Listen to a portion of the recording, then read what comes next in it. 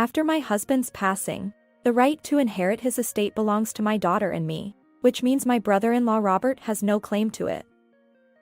However, Robert seemed oblivious to this common understanding. Both Samantha and I have finished preparing to move. We just need to move our stuff in. We agreed to sell our house because we heard you were giving us your late husband's house. Isn't that a different story? Her words were punctuated by a loud shriek. As a result, Mia, who was inside the house, must have noticed the situation at the front door. I couldn't involve my daughter in this any further. Moreover, I wanted to avoid any further conflict with my late husband's family. And above all, there were our own family matters to consider. As I pondered, Mia had already reached the entrance. Upon seeing Mia's face, did Robert think he had found someone to manipulate? With a pleased expression, he began to melodramatically discuss their unfortunate circumstances and how they might be saved. Initially skeptical, Mia's face gradually paled. Finally, she spoke. Do you not know, Uncle? I intervened, silencing Mia as she attempted to say more. I didn't want to escalate matters any further. Besides, it was clear that explaining anything to them would fall on deaf ears. Understood. Feel free to use it as you please. My name is Olivia. I am 44 years old and work at a medium-sized travel agency. Despite being married and having a daughter, I juggle work and homemaking responsibilities. My husband, who is the same age as me, is incredibly gentle and calm. He never gets angry or causes a fuss. In fact, he's so caring that he readily extends a helping hand to anyone in need, often putting others before himself. I've admired this selfless quality since we were dating. I met my husband over 20 years ago at a mixer. Initially, I had reservations about attending such an event, assuming it would be filled with superficial, self-centered people. However, a friend dragged me along, and I reluctantly went, putting minimal effort into my appearance. My plan was to sit quietly in a corner, focusing solely on eating. But then I noticed a man. He was busy serving salad and tending to intoxicated guests. His considerate actions caught my attention, and I felt an instant connection. Despite not usually showing interest in the opposite sex, I mustered the courage to strike up a conversation. To my surprise, we hit it off. He willingly exchanged contact information, and we arranged to meet again. Even during that brief mixer, his kindness shone through. When we met afterward, he remained just as genuine as my initial impression. Thanks to the encouragement from those around us, we eventually got engaged and happily tied the knot. Unlike the typical cautionary tales, my husband didn't transform into a mean-spirited man after marriage. Instead, our life together has been remarkably peaceful. My husband and I soon welcomed our daughter, Mia, into the world. She was the most adorable child, born from our deep love. My husband, too, was elated by our firstborn. His usual friendly smile grew even brighter, and he seemed almost ready to dance with joy. Since I returned to work relatively quickly, we shared household chores and parenting responsibilities. We respected each other's roles, and our parenting journey progressed smoothly. Marriage and raising a child are both challenging endeavors. However, my husband's kindness repeatedly saved me. Thanks to him, we have enjoyed peaceful days as a family of 3 since Mia's birth. Even our adorable daughter, Mia, has turned 20 this year. Perhaps I'm a doting parent, but I believe Mia has grown into a kind-hearted woman, much like her father. She treats her classmates in middle and high school equally, impresses her teachers, and even strikes up conversations with elderly people she encounters on the street.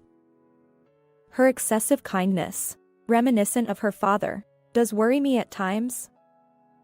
However, So far, she has navigated life without any major issues and continues attending university. Although Mia still commutes from home to university, I know that in a few more years, she'll be ready to stand on her own.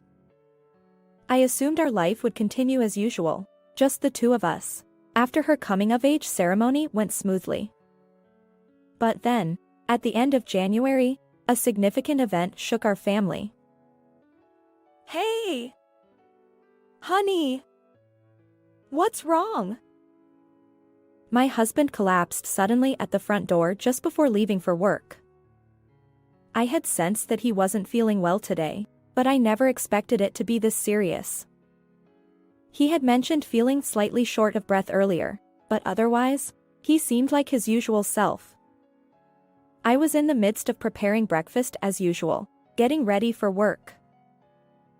In my confusion, I quickly called an ambulance and accompanied him to the hospital. They diagnosed him with a heart attack. Why? How could this happen? Honey. My words were a jumble, and I might have even screamed. Mia, who had been away overnight, rushed over, breathless. Dad. In the cold hospital corridor, Mia and I sat on a sofa, desperately praying for my husband's safety. The doctors did their best, but unfortunately, he peacefully passed away, leaving us behind. When the doctor emerged from the treatment room with a somber expression, I felt overwhelming despair. Don't leave us. Mia continued to stroke my back as I sobbed in the hospital room. Her warm touch thawed my frozen spine. Mom. I'm here for you. Her voice is as gentle as her late father's. Even as an adult, I always thought of my child as forever my child. However, witnessing her comforting gestures, even when she must be grieving herself, made me realize how much my daughter has grown. Perhaps Mia's unwavering support played a role in helping me transition my feelings, even if just a little. Thanks to Mia, I managed to arrange the funeral smoothly. During the funeral, I received words of comfort and sympathy from my husband's relatives. Grateful for each one, I continued with the farewell ceremony. Although it was emotionally challenging, Mia and the support of those around me helped me get through it. Not only Mia and my husband's relatives, but my own parents also expressed concern during the difficult funeral. They suggested that I temporarily return to their home for care and comfort. While it might seem unconventional to say this in such circumstances, considering my emotional state, they believed it would bring peace of mind to both Mia and me. However, having been married and away from my parents' home for over 20 years, I needed a little more time to think. So, I declined their proposal, and just like that, I found myself in the position of a widow. The term a widow sometimes carries an image of financial instability. However, as a full-time employee, I had some financial security. Mia's excellent academic performance also meant her university tuition was partially waived, which was a relief. Yet, after the turmoil settled, a new concern arose when we dealt with the estate and other posthumous matters. It was a problem that clashed with our tasks, and for the first time, I sighed at the memory of my late husband. What does the future hold for us? The shock was immense because I deeply loved my husband. Still, I knew Mia and those around us were firmly on my side. I resolved to face this issue head-on and consider our path forward. With that determination, approximately 2 months have passed since that day. Suddenly, without any warning, a car came to a halt in front of our house. It happened to be my day off from work, so I was surprised and stepped out onto the doorstep. The car was dirty and had visible scratches, and I recognized the license plate. It had been forcefully parked sideways near the garage in our yard. The impact had even chipped some bricks from the flower bed I was tending. Clearly, the driver had entered at quite a speed, maneuvering into the spot. Robert, what on earth brings you here? Robert, my late husband's younger brother, had arrived unexpectedly without any prior notice. His long, weathered blonde hair seemed even more faded than during the funeral. I hadn't noticed earlier, as he had been dressed plainly, but now he was wearing a worn-out t-shirt as his everyday clothing. As he stepped out of the car, he blurted out, "I'm taking over this house. Pack your things and leave immediately." I couldn't fathom what he was saying. This house was jointly built with our savings after my husband and I got married. It wasn't Robert's family home. Moreover, Robert had never lived here, having been independent when I married. Except for family events, we rarely interacted with each other. Additionally, due to my husband's passing, the inheritance rights didn't extend to Robert, given my daughter and me. However, common sense seemed to elude Robert entirely. Mia is his daughter, so it's fine. I, as his biological brother, have a rightful claim over this house, even more so than you, who are not blood related to him.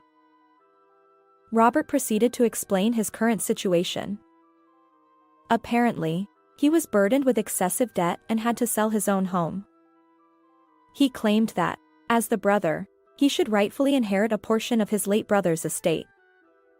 At that moment, I recalled something. Robert had a penchant for gambling, a fact that my gentle husband had expressed concern about Robert seeking assistance from the family. During the funeral, I was too distraught to pay attention, but now it all came back to me. There was an incident during a family gathering at our in-laws' house. It was the day after a family event at my in-laws, where only my husband had returned. Amidst the gathering of relatives, it seems Robert shamelessly asked for money from not only his parents but also my husband, who is Robert's brother, and relatives. My husband, who typically refrains from speaking ill of others, surprised me by making such a statement. I remember feeling somewhat apprehensive about what kind of person Robert, the brother-in-law who could prompt my husband to say this, truly was. Robert's character was starkly different from my husband's warm-hearted and generous nature. Perhaps it stemmed from their upbringing. My husband, the eldest son, had been raised strictly, while Robert, who was frail as a child, hadn't faced much discipline or scolding.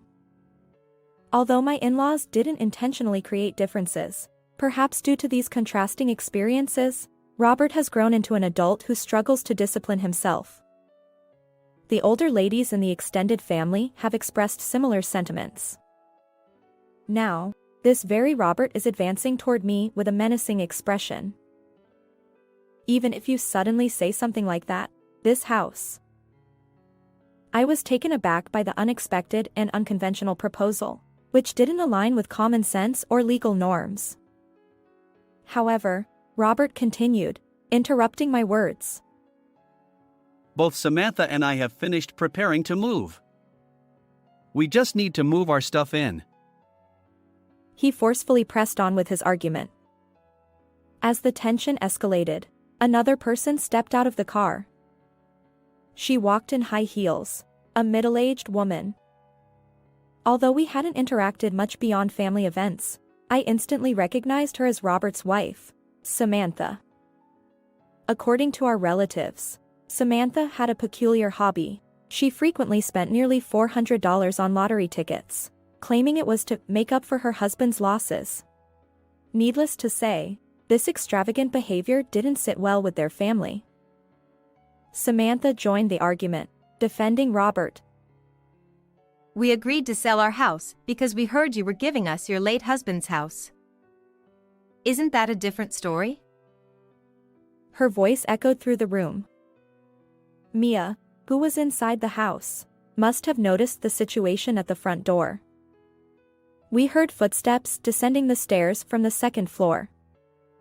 I couldn't involve my daughter any further. Besides, I wanted to avoid any further conflict with my late husband's family. And above all, there were our own family matters to consider. As I pondered, Mia had already reached the entrance. Suddenly, Robert appeared in front of her, and Mia couldn't hide her surprise. Robert, upon seeing Mia's face, must have thought he had found someone to manipulate. With a pleased expression, he began melodramatically discussing their unfortunate circumstances and how they might be saved, seeking sympathy. Initially skeptical, Mia's face gradually paled. Finally, she spoke. Do you not know, Uncle? I intervened, silencing Mia as she attempted to say more. I didn't want to escalate matters any further. Besides, it was clear that explaining anything to them would fall on deaf ears. Understood. Feel free to use it as you please, I said, stopping Mia's surprised gaze. I informed Robert and Samantha that we would be vacating the house in a month. They seemed pleased that their proposal had been accepted. Given the physical and emotional challenges of moving immediately today, I requested some time. Perhaps because of this, Robert and Samantha were in better spirits and willing to listen. I asked them to leave for today, just temporarily, and took Mia back indoors with me. As soon as the front door closed, Mia furrowed her brows and said, Mom, even if you say that. Mia had been worried, but I had a small plan in mind. I whispered the details of the plan to her. She understood and agreed to cooperate. We decided to leave the house of our own accord. First, I would follow my parents' suggestion and return to my parents' home. As for Mia, she couldn't continue attending university from my parents' house, so she opted to live alone in a studio apartment. While I wished she would come with me, I understood that I couldn't ask her to give up her education. Besides, she had her own dreams and aspirations related to her university studies. Although I had previously emphasized the challenges of living alone, her determination was unwavering.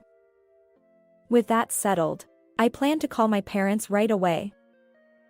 Meanwhile, Mia was diligently searching for student apartments on her smartphone. My parents readily agreed to my return, and Mia's apartment search went smoothly since there happened to be vacancies. Additionally, we easily found movers for both of us, likely due to it being an off-peak season. Despite the suddenness of it all, the move went surprisingly well. And so, Mia and I bid farewell to the house filled with memories of my late husband. The moving process was complete, and Mia was gradually adjusting to living alone. One day, my parents' home's phone rang. I glanced at the unfamiliar number on the landline panel.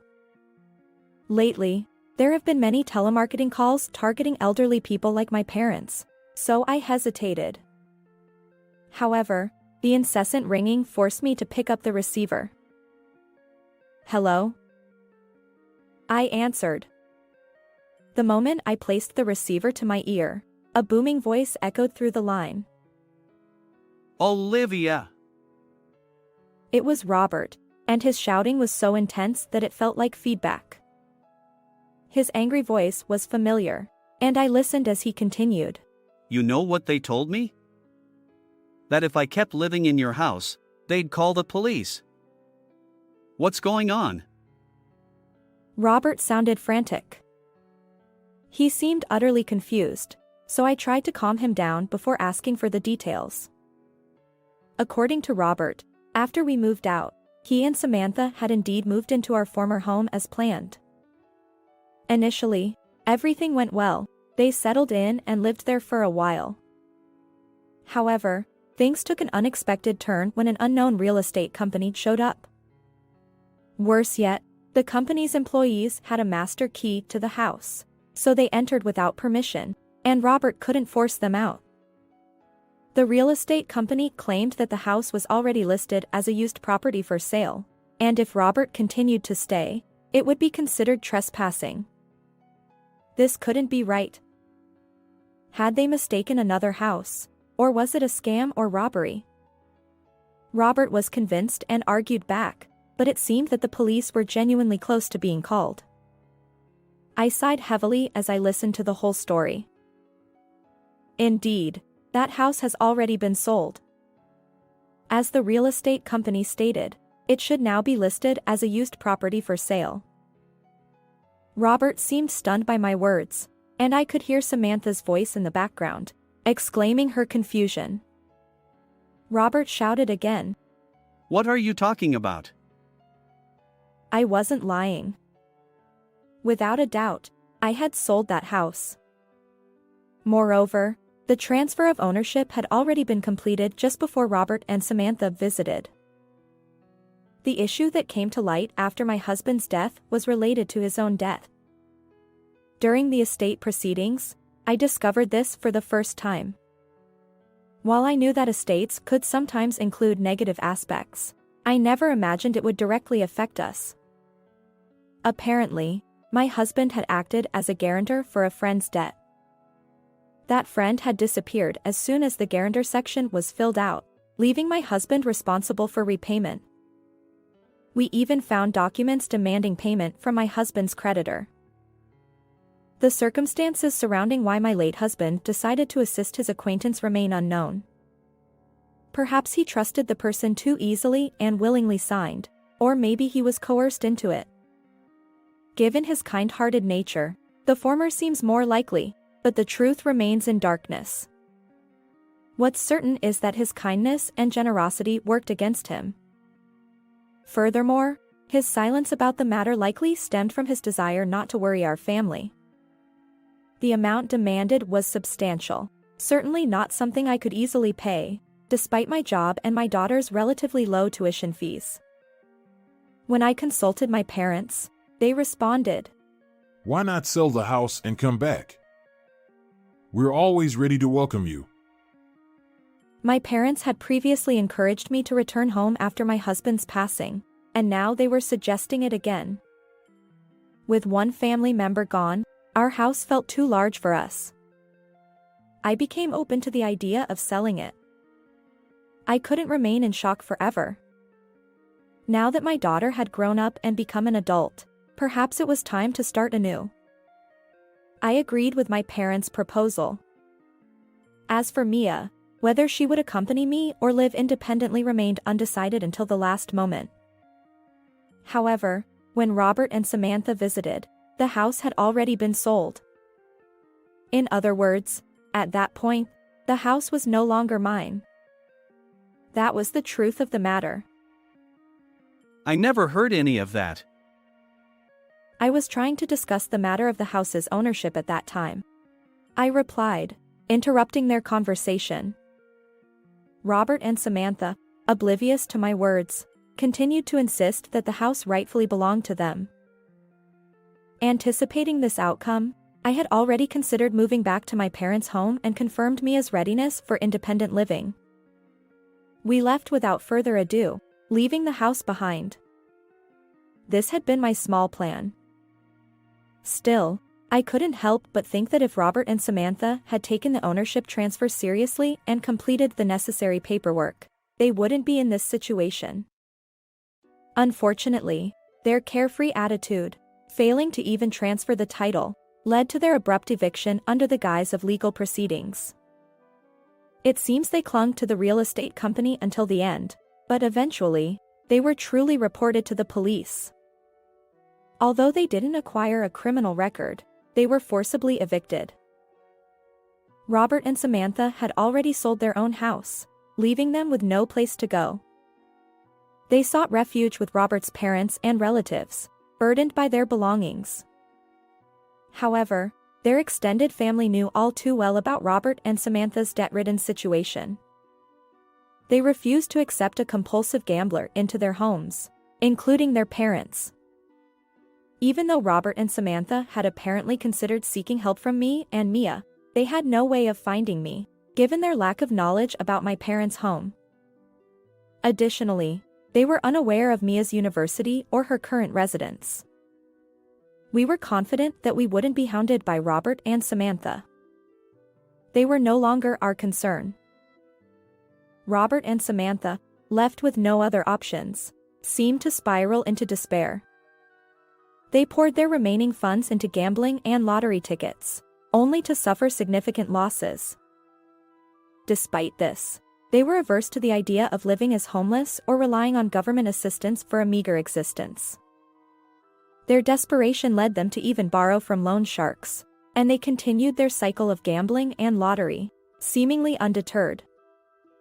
However, this time, their involvement with loan sharks left them with no room for evasion. During a meeting where my late husband's parents apologized for their initial misunderstanding, I learned that Robert and Samantha had fallen into this dire situation. Even his parents had no further information. They can't even trace their whereabouts, and lately, there's been no communication or even requests for money. When I think about it, their situation becomes somewhat apparent. The fact that my late husband's brother has fallen into such circumstances is heartbreaking. His parents' feelings must be even more intense. They regretted having indulged their younger son too much during his frail childhood. Moreover, the consequences of their elder son's generosity had now affected their grandchild.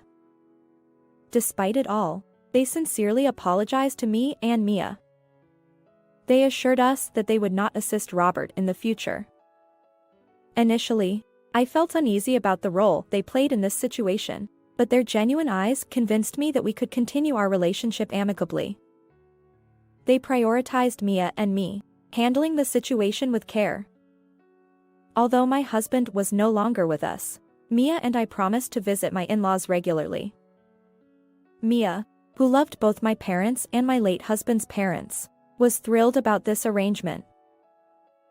As for me, returning to my parents' home meant leaving my previous job. Unlike my daughter's university, which was still commutable, I was at an age where long commutes were no longer feasible. I decided to prioritize my well-being and avoid unnecessary stress. Despite my husband's passing and selling our house, my colleagues and superiors expressed concern about my work situation. However, I found a job in a similar field that allowed remote work. Currently, I rent a room in my parents' home and diligently work from there. Adjusting to working from home has its challenges, but I'm gradually getting used to this new lifestyle. Mia and I keep in touch regularly. Although she's feeling quite anxious about her new life, I believe my daughter will be fine. She's putting effort into managing household chores, studying, and working part-time, all while receiving guidance from friends who live alone. Learning from this experience, she has become more cautious about excessive kindness, recognizing that it can sometimes harm oneself. First, take care of yourself. Mom, you need to prioritize your own well-being. During her recent visit to my place, Mia shared these encouraging words. I felt both touched by my daughter's growth and reassured. Mia, with a bashful smile, added, Right now, my goal is to find someone wonderful, like you and Dad, to share my life with. Oh, you thought of me that way? Her words filled me with indescribable joy. We exchanged smiles, mother and daughter. Although I know I'll face more challenges ahead, I'm determined to live strongly with the help of Mia, my parents, and the people around me. I want to create a beautiful life, one that my late husband would be proud of. How did you find this story? If you enjoyed it, consider subscribing to our channel. Until next time.